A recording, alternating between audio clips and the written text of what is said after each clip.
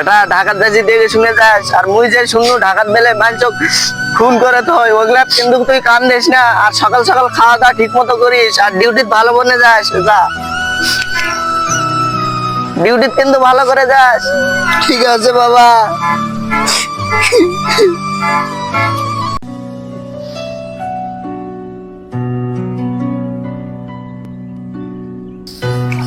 বেটা তোর মা মারা তো 10 বছর হয়ে গেল, তা তোর ভবিষ্যৎ তুমি কিছুই করে দেওয়া পারলো না।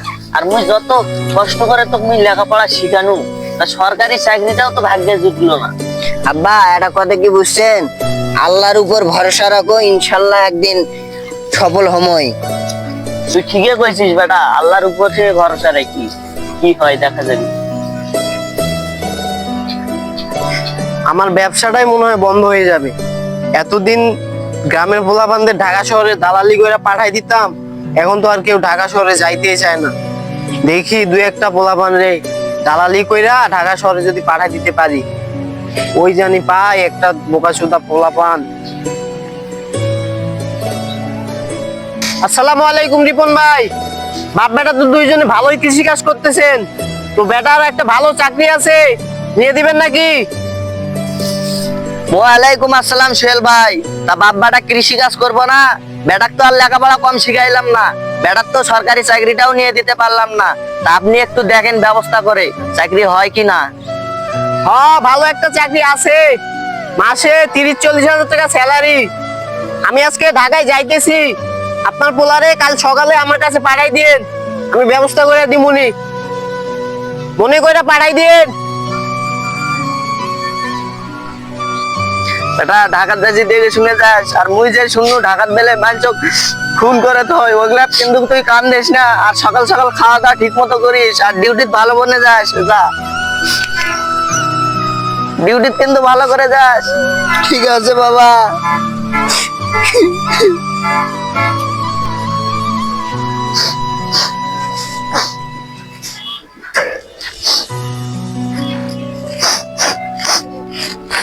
মাও মারা বেটাটা কত কষ্ট করে মানুষ করলু, এখন মুখ ছাড়ে চলে যাচ্ছে ঢাকা শহর। বাবুক ছেড়ে মুই এক রাত কোন জায়গায় থাকো নে, এখন বাবুক ছেড়ে ঢাকার যাওয়ার লাগছে। হাইরে নিষ্ঠুর দুনিয়া রে।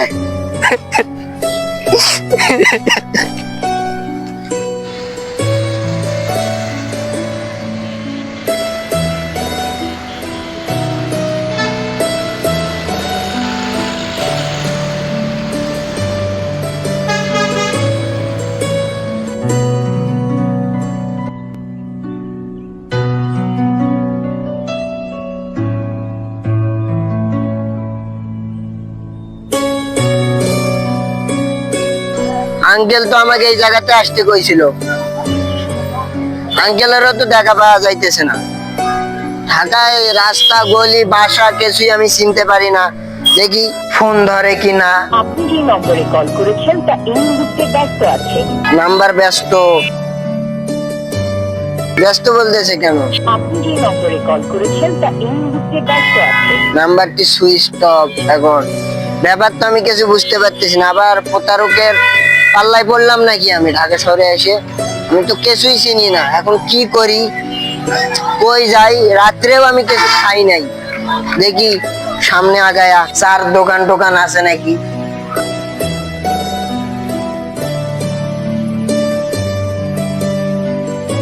এ ভাই একটা চা দেন তো। এ ভাই এক কাপ চা দেন তো।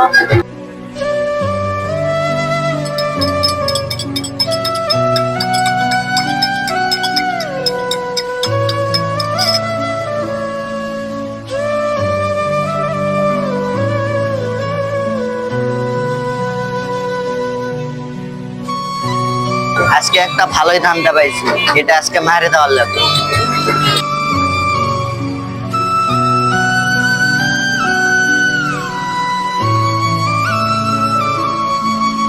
আমার মোবাইল কই গেল? মোবাইল, এ ভাই আপনারা কি আমার মোবাইল দেখছেন? না দেখি নাই তো। দেখেন নাই? না। কই যে গেল মোবাইলটা? হ্যাঁ ওই জায়গায় মাল নামাই দিয়ে চালু করে চলে আয়। হ্যাঁ চলে আয় চলে আয়। ভাইয়া একটু আপনার ফোনটা পাওয়া যাবে? কেন?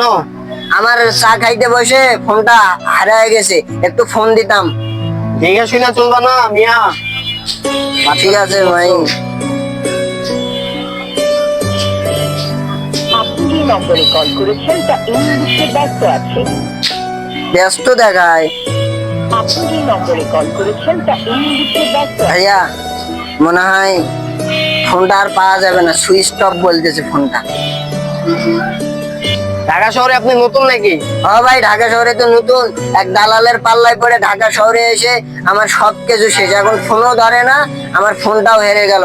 ভাই একটু আপনি যদি ব্যবস্থা করতেন আমার একটা কাজের, তা আমার খুবই ভালো হইতো।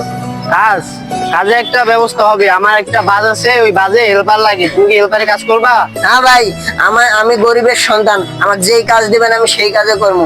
আমার বাপের মুখে দুমুঠো ভাত তুলে দেওয়ার জন্য আমি সব করবো। আমার বাপ আমাকে অনেক কষ্ট করে লেখাপড়া শিখেছে। তাহলে চলো, আমি বাজে তোমার হেল্পারে জোগাই দিব নি।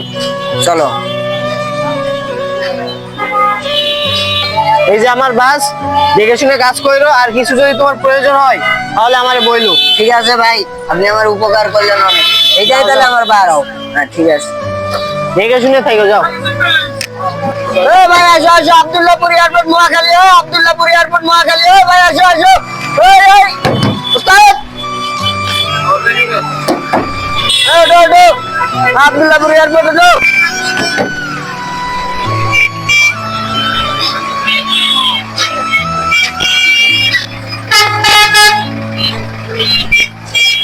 Abdullahpur airport, Abdullahpur airport.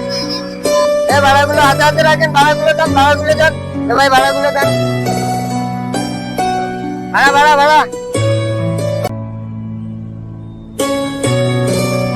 5 বছর পর বাড়ি ফিরে এলাম, বাবা শুনলে যে কতই না খুশি হব।